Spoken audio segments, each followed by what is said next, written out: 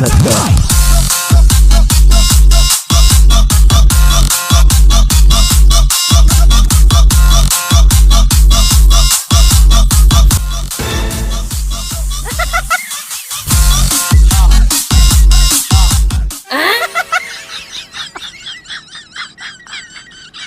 ទូបានបាទពុកម៉ែបងប្អូនទាំងអស់គ្នាបានជួបខ្ញុំទៀតហើយបាទថ្ងៃនេះខ្ញុំមកបន្សល់សាប៊ូអ៊ីស្ត្រាវ៉ោះបញ្ជាក់បន្ថែមសម្រាប់បងប្អូនដែលអត់ទាន់បានទស្សនាវីដេអូមុនបាទសម្រាប់សាប៊ូអ៊ីស្ត្រាវ៉ោះគឺយើងអាចបកបានសាច់ក្រណាត់គ្រប់ប្រភេទបងប្អូនបាទមួយទៀតគឺសាប៊ូអ៊ីស្ត្រាវ៉ោះគឺមាន weight well ដោយយើងមានបរិមាណត្រឹមត្រូវបាទក្នុង1គីឡូមាន40 weight អញ្ចឹងក្នុង1 weight យើងបកបាន15កាហ្វេបាទបើសិនជាបងអាជីវកម្មបោអ៊ូតគឺបកនៅម៉ាស៊ីន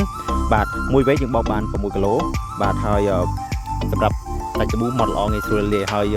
បោកគឺអត់ខូចសាច់ក្រណាត់ទេបងប្អូនហើយមានក្លិនក្រអូបស្រាប់បើសិនជាបងប្អូនមិនចូលចិត្តក្រអូបខ្លាំងគឺមិនបាច់ប្រើទឹកក្រអូបបន្ថែមទៀតទេអញ្ចឹងយើងចំណេញកន្លែងនឹងមួយបាទមួយទៀតគឺងាយស្រួលបោកបើសិនជាបងប្អូនប្រឡាក់ខ្លាំងបាទពិបាកជំរះគឺយើងគ្រាន់តែត្រាំទុកកន្លះម៉ោងទៅ1ម៉ោងគឺងាយស្រួលបោកជំរះតែម្ដងគឺដោយសារតែសាប៊ូរបស់យើងគឺផ្សំពីធម្មជាតិអញ្ចឹងវាមានសារធាតុអូទីសែនចូលឆ្នាំប្រឡាក់បានលឿនហើយពេលយើងយកមកគក់យកមកយីបោកគឺស្រួលបោកមែនទេបងប្អូនបាទចាប់អារម្មណ៍អាចធ្វើការកម្មងវាបាន